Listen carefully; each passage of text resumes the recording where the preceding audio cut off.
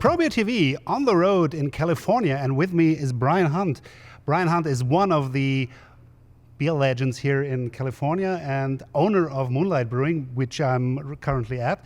And as you can see, we tasted quite some of your beers. And some had to be refilled, I should point out. Yeah, but not all of them contain hops.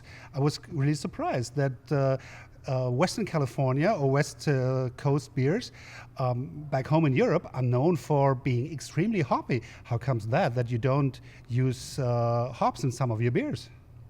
Well, let's put it this way. West Coast beers are known to be very hoppy as a result, as a contradiction to all the American historical beers that have had virtually no hops. Okay. So it's a reaction to that. So you're going back to your roots. I'm reacting to the reaction and trying to balance things out. Because sometimes you can have too much of something, can't you? Yeah, probably, yes. As Moonlight Brewing, as you don't ship internationally, is quite unknown to my viewers. But could you introduce your brewery?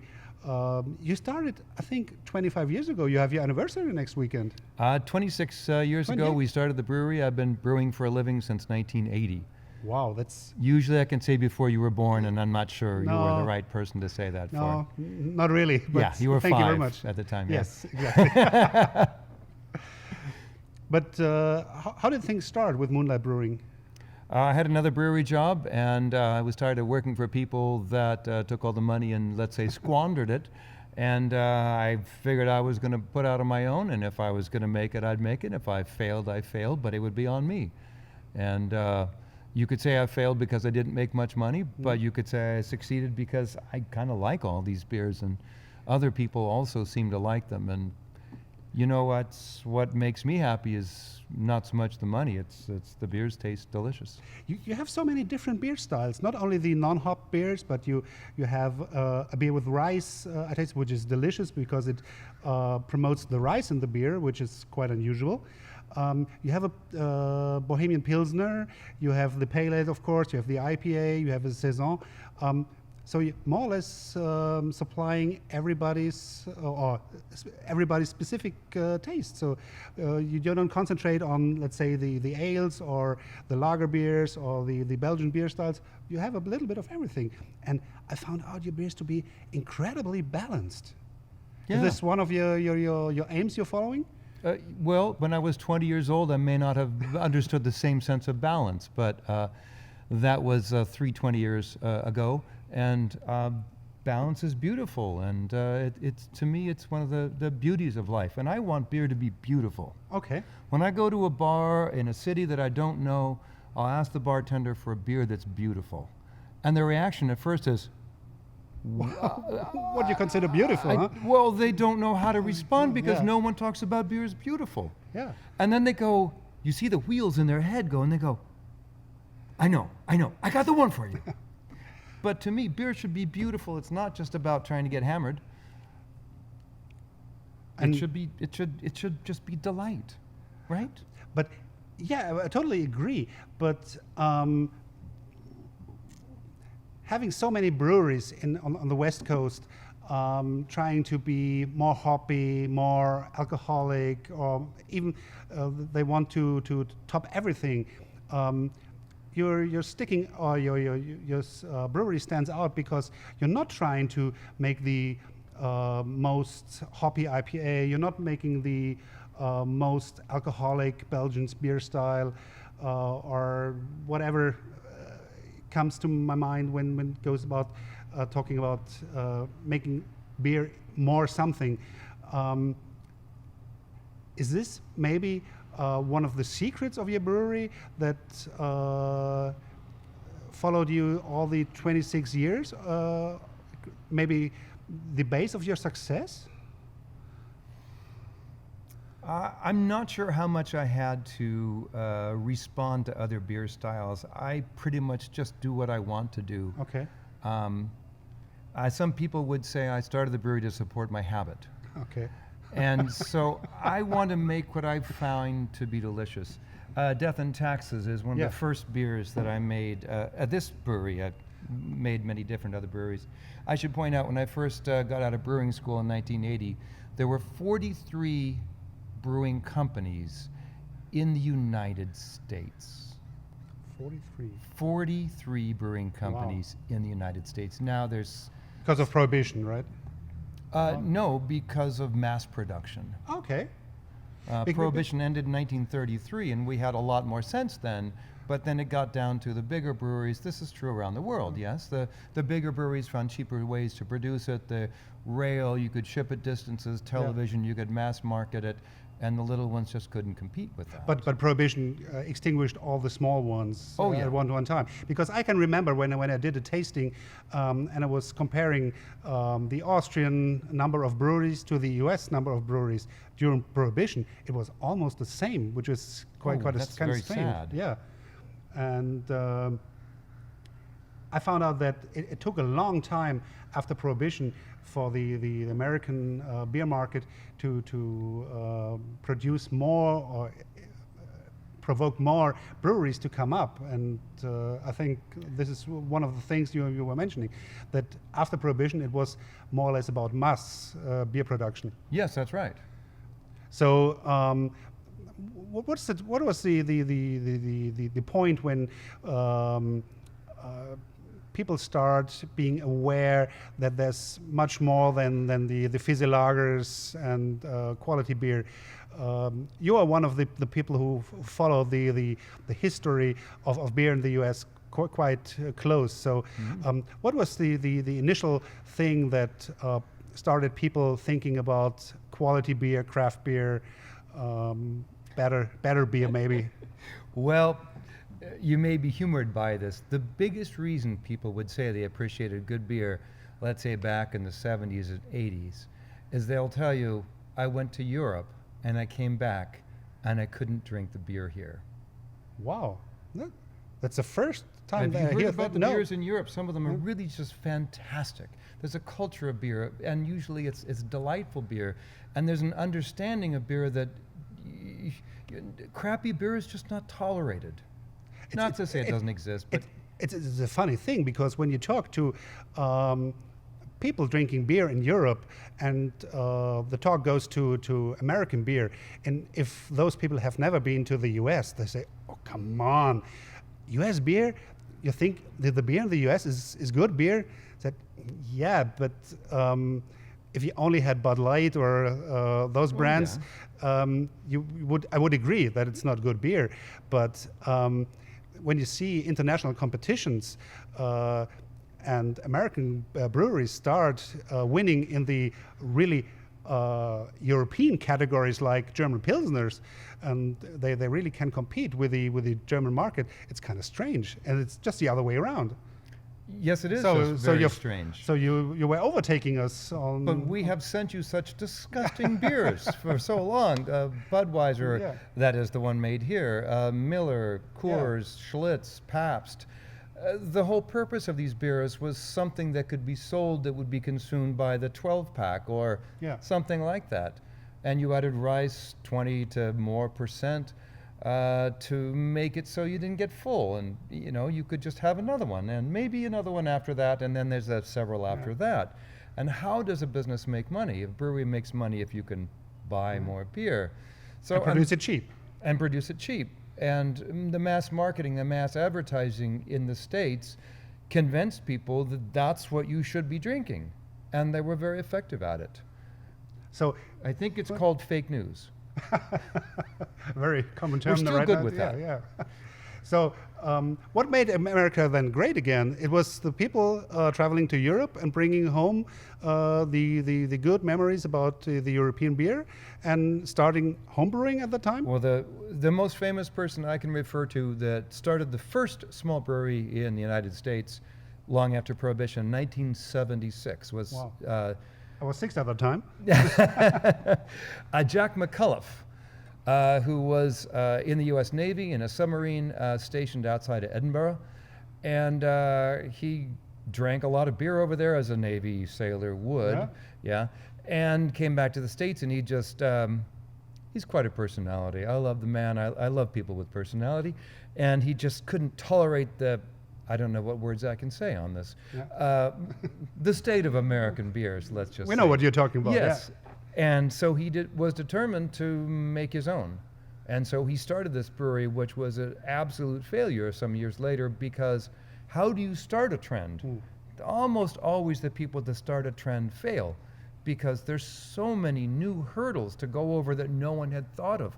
Where do you get equipment? No one makes equipment. Today you can buy brewing equipment off the shelf, off the internet, from 20 different suppliers in any size you want. You just have to have a credit card. Back then you couldn't. You had to go to the scrapyard and find a piece of something that you could have cut by someone that knew how to weld, probably you, which hopefully your skill wasn't welding because you have 20 other skills. Sure. So you cobbled this equipment together just barely to make something work. And that's what he did. But in the process, he started a revolution the way you start a match to something, because people said, you can do this.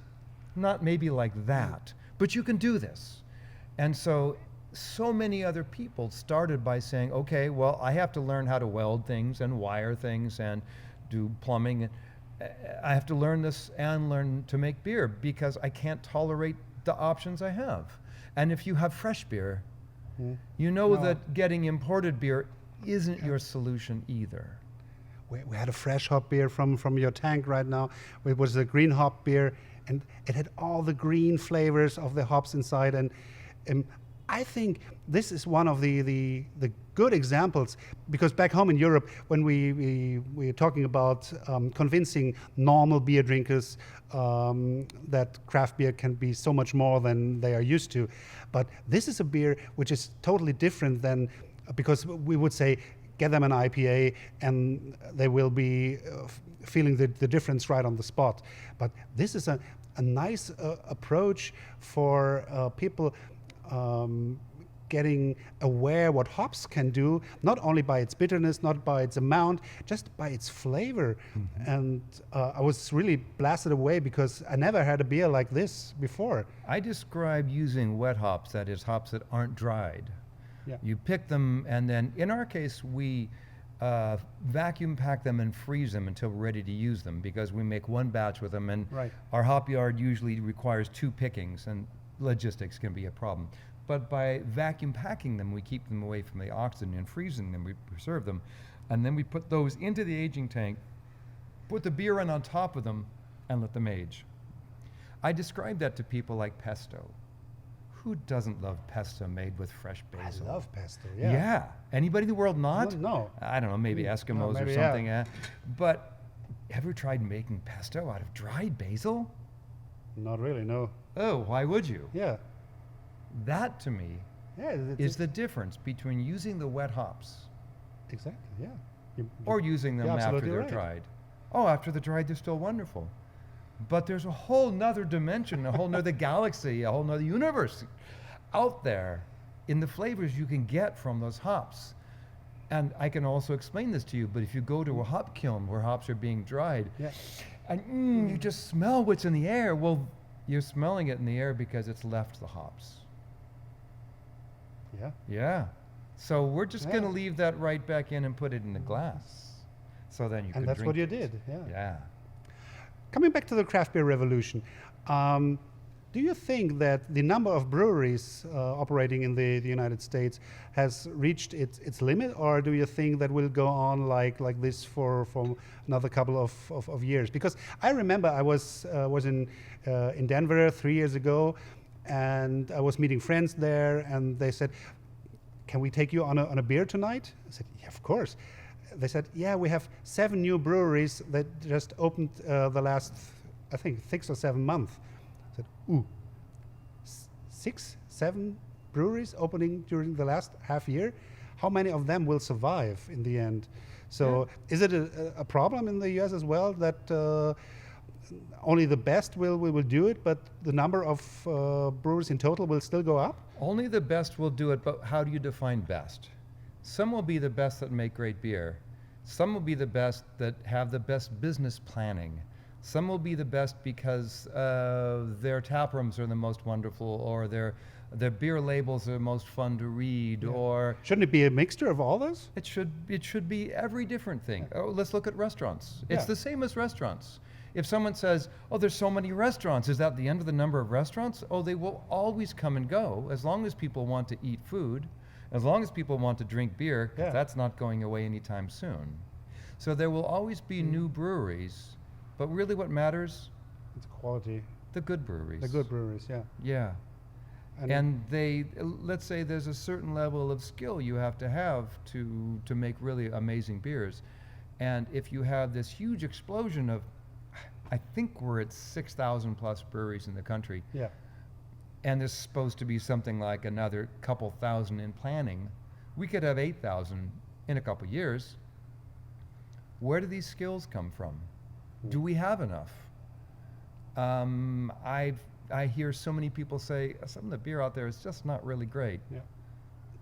So I was told that many of the settled breweries are starting to do lager beers just because people are demanding lager beers because you can't hide anything. I found it out last year when I was touring Washington, Oregon, and many of the breweries had just a clean Pilsner. And in the third or fourth brewery, I was asking the brewmaster, why do you do a Pilsner? Is there a good reason for that? And he said, yeah, it's by public demand because mostly anybody can do an IPA, put as much hops as you want and hide any mistake you're doing to the beer. But people get aware that quality counts, of course, and they were asking the breweries to do lager beers because you can't hide anything there. And if the lager beer is okay, the other beers are as well. So would you agree? Absolutely. I judge a brewery by their pills. Okay. If you can make a great pills, probably everything you make's pretty good. But if you make a great IPA, that doesn't always mean everything. Okay. So to me, a pills, even just talking about it's making me thirsty. Just 1 second, please. Let's see. We have one called Reality Czech Style Pilsner. And this is authentic to the west coast of the Czech Republic. The west coast of the Czech Republic? It's as authentic as the west coast of the Czech Republic is. Yeah, it tastes like that Pacific Ocean does Yep. on the west coast of the Czech Republic, yeah. So Pilsners, yes, Pilsners are very challenging to make. The first time I went to Prague and Pilsen, I just was beside myself. I had no idea a Pils could taste like that because what I learned as a Pilsner could be Bud Miller Coors. That's what I was told a Pilsner was. So I all of a sudden learned that that's not really what the rest of the world thinks a Pilsner is. And either I had to move there or make a beer that satisfied some of those tastes for me. Right. To me, a good Czech Pilsner is like an IPA from the standpoint that Yeah. on a West Coast IPA is like having a bullhorn. Roar, roar, roar, roar, roar. Okay, so you're saying Being something loud, and huh? everybody hears it. But to me, a Czech Pilsner is like a provocative whisper that someone slips in your ear. And sometimes isn't that more important, more sensuous, more inviting? Roar, roar, roar, roar. No. I'd rather have that whisper from just the right person. It's really good to hear that from an US brewer. Wow. Oh, yeah. So, Brian, we have some more glasses to finish. Yes. Thank you so much for having me here. It was really, really great talking to you. And I wish you a lot of success for the next upcoming 26 years of your brewery. Can I leave you with another idea? Yes, sure. Okay, so we all know Michael Jackson's World Book of Beers and his research. Yeah. God bless him. Yes. He would love a good Pils too. He would. And he wrote about the beers that were just a snapshot in time. Yeah. The beers that existed at that moment. And he couldn't write about the things that were gone because they They were weren't there to gone, write yeah. about as much as he could. But by that same token, they were beer styles from places that had been making beer for hundreds of years, maybe, thousands of years, maybe. So I'm sitting here in the west coast of California where we don't have hundreds of years of history of brewing, Yeah. right? And why don't we? And the answer is because barley and wheat and rye came from what we call the Middle East. Now, we had corn over here on these Sure. continents. Oh, yeah, we made some Yeah. awfully great tortillas. Okay. And just think about this, we had tomatoes and potatoes and Sure. a bunch of other things. So what if there was a slight twist of fate, slight twist of botany, and corn was over there, and what if we had wheat and barley and rye over here? Polenta over there? Oh my God. You would have phenomenal polenta all over Europe. Probably. But the yes, beer yeah. styles, not even to mention bread, the beer styles would come from North and South and Central America. And if that were true, what I think is, what would those styles be? Yeah. So there Well, wouldn't be a they'll be- Munich style No, beer. not at There all. wouldn't be a Vienna. There wouldn't be a Unfortunately not. Burton-on-Trent Pale Ale. Unfortunately not, yeah. But what would be out of San Francisco? I think Right. Death and Taxes would be a San Francisco style beer. There's so many styles of beer that we don't have words for because Michael Jackson couldn't write about them because we didn't have barley here for that many thousands of years. So when we think about the beer styles as they exist and the judging rules for what style guidelines are, I'd like to take them all, throw them out the window, Yeah. and just I know say, what you're talking what if? What if we could make anything we wanted that tasted phenomenal, that went with the culture and the climate?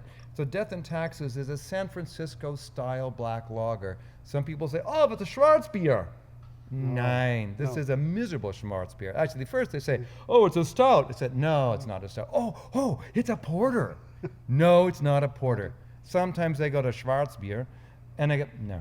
It's a San Francisco style black beer because when you're walking out of the sun and it's 95 centigrade Fahrenheit, the centigrade be a little too hot, 95 Fahrenheit, and you're hot, and you want tacos or sushi, It would be you the perfect don't meal. want something to put meat on your bones. You want something to put the liquid back in your body that you've been sweating out.